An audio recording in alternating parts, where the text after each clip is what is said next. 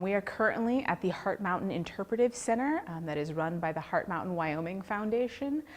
This is the location where over 14,000 people of Japanese American ancestry were imprisoned because they were Japanese during World War II. To be an Asian immigrant in America prior to 1952 was oftentimes an unjust experience. Until that year, laws were put in place to keep some Asian immigrants from becoming citizens or participating in democratic elections. Or in some cases, it meant being forced to leave your home with only what you could carry because you perhaps looked like a danger to others. So when Pearl Harbor happened, Franklin Delano Roosevelt gave Executive Order 9066, which allowed for the creation of military exclusion zones. General DeWitt created an exclusion zone on the West Coast and said anyone who essentially looked like the enemy, Japanese, had to be removed from the West Coast.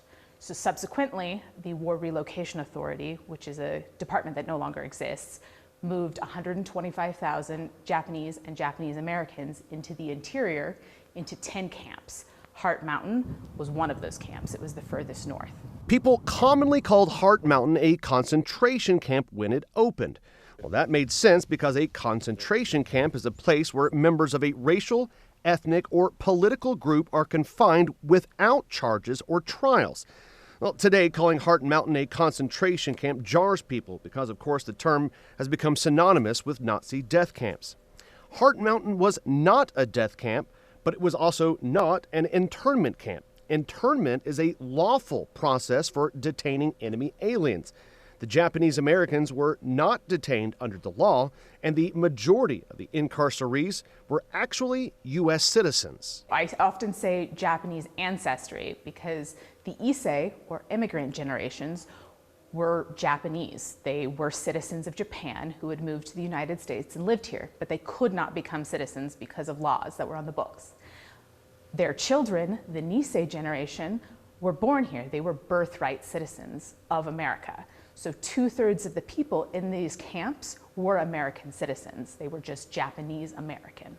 Through photographs, artifacts, oral histories, and interactive exhibits, visitors to the Interpretive Center can experience life at Heart Mountain through the eyes of those Japanese and Japanese Americans who were confined here in World War II.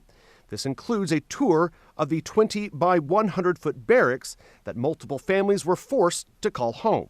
Right now, the most accessible area on campus that you can get to is what we call our honor roll. It's up on the hill where the barracks would have actually been, down where the Interpretive Center is. It's where administrative buildings would have been. So you can see all of the fields that are currently crop fields but would have been covered in barracks. And there's a walking trail up there that helps orient you to where different things would have been, the root cellar, the railroad, where the swimming hole was, where the hospital is, those kind of things. And it also has the honor roll, which lists every individual that left camp to serve in the military. So all of their names are listed up there. And that was actually in existence during the 1940s when camp was open.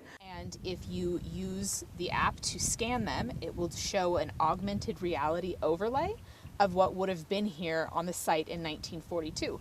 We certainly don't want anyone to take on any personal guilt. You weren't involved in this. It's a great way to reflect on how governments and propaganda and journalism can all affect people in ways that you wouldn't expect.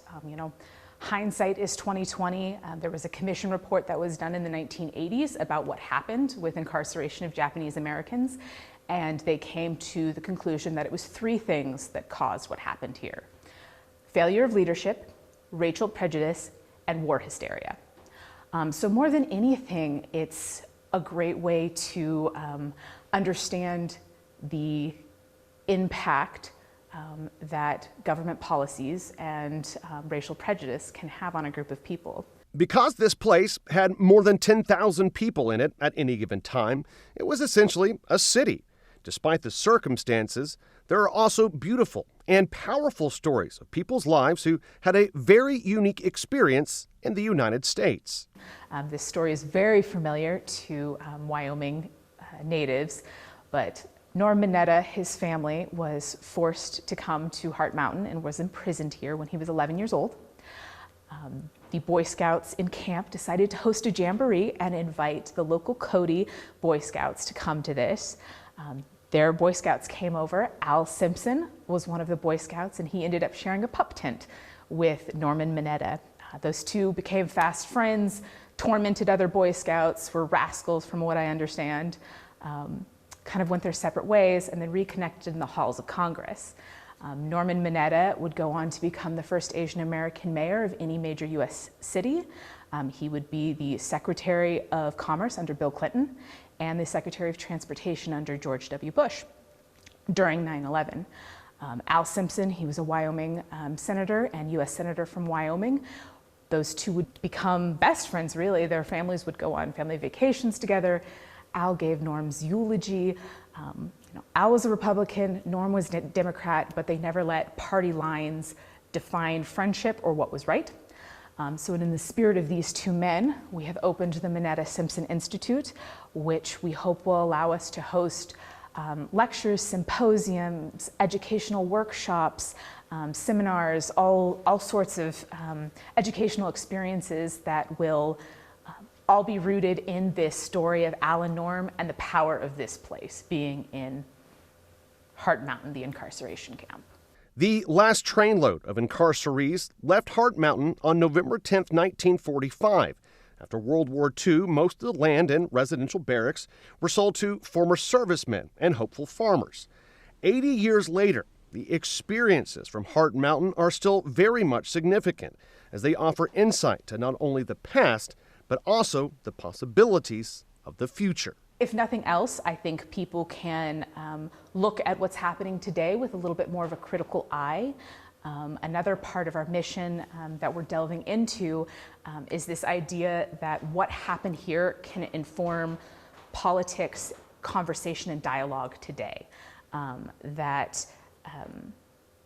This is almost a case study of what can happen if we allow hate to come into every one of our conversations, if we can't disagree with dehumanizing others, that this can be the result, what happened here.